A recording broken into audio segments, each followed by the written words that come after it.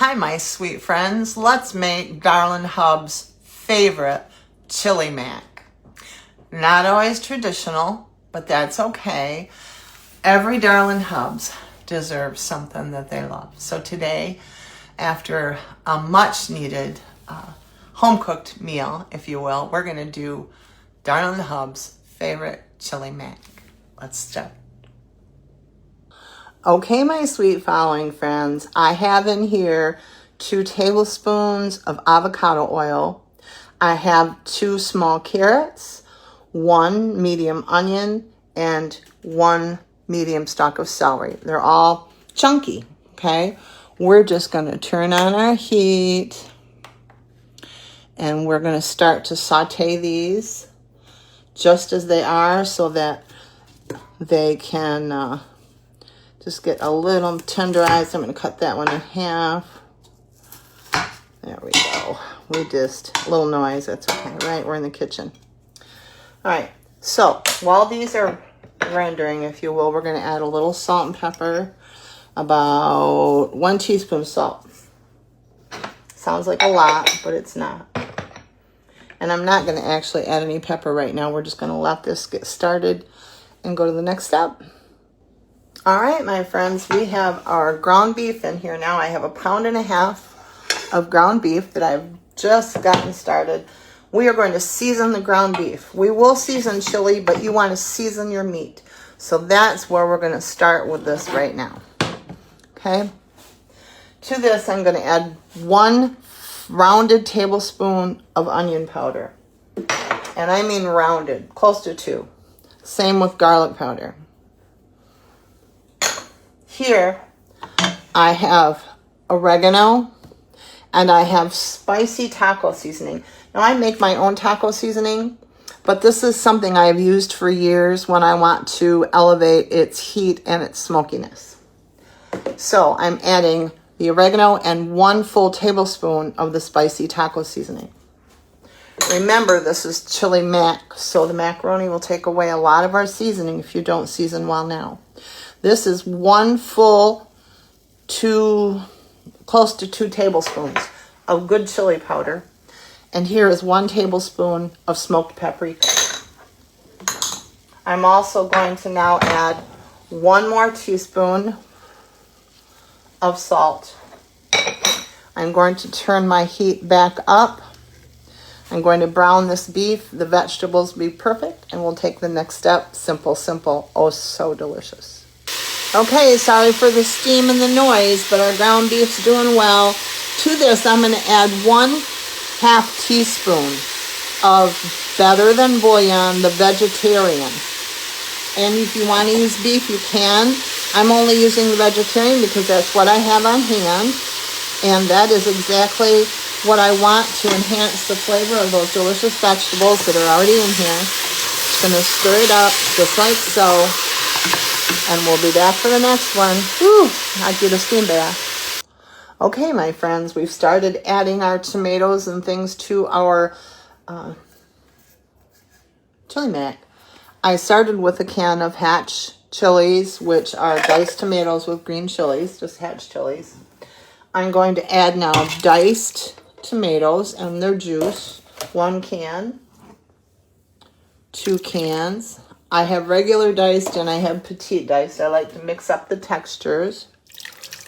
There's 3 cans plus our can of Hatch. We're just going to stir this all up. See how many more tomatoes that we're going to need. Okay, so I added 1 more can of diced chilies, so that would make 4 cans of 15-ounce diced chilies and the 1 10-ounce can of Hatch tomatoes with the chilies.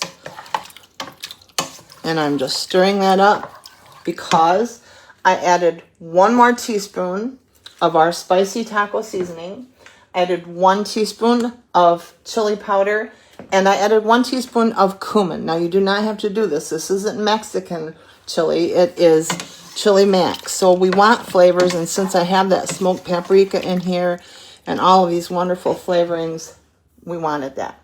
Going to add 1 can of pinto beans that I have drained, not rinsed. 1 can of kidney beans that I have drained and not rinsed, 1 can of Baja corn that I have drained and not rinsed. Just going to stir that up. You can have this as thin or as thick as you like it. Remember, we started out with about 1.5 pounds to 2 pounds of ground beef. Now here I have macaronis. These are high protein macaronis that I cook that I like. So we have those cooked and they've set to perfection as far as texture.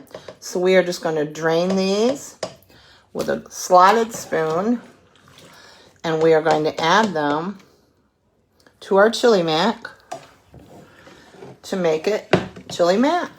How hard is that? And I'll tell you what I'm going to do here in the end, because it's always a nice touch. I always love it. You know, you don't want to overcook your pasta that you're using for chili mac because it does sit in there. But you want to get enough of the starch out so it doesn't thicken your chili mac too much. So we're going to set that aside. Again, we're going to stir this up like so. Look at that. You see how beautiful that is. There's so much flavor in here that your noodles will not take away, and that's what you want. That's why you're adding all of this goodness, okay? All right, to the end of our session, we are adding 1 full tablespoon of real butter. I'm going to turn my heat back on. I'm going to simmer this, and we're going to have it. All right, my friends, we have some taco chips in here. Yes, you can have it in your chili mac texture. I want to remind you all to season each layer. I seasoned the vegetables. I seasoned the meat. I seasoned the tomatoes and the macaroni when everything was in. Season. It's okay. So now we're going to go plate this up. All right, here we have our beautiful dish of chili mac. Darlin Hub's favorite chili mac, right? So we're just going to crunch a few of these shells, tortilla chips right on the top, just nice and pretty. You might hear little Muggsy in the background crying because he just got put in his little crate for a few minutes. My hair might be a mess because I might have stood out in the rain trying to get him to go potty on his little puppy pad outdoors. But it's okay. It's real life, right? Darlin Hub's favorite chili mac. Going into Darlin Hub's in just a second. I hope you'll make it. I hope you'll enjoy it. I hope you know I love you, and I hope you know I appreciate you. Mostly, I hope you know how much God loves you. I'll see you soon.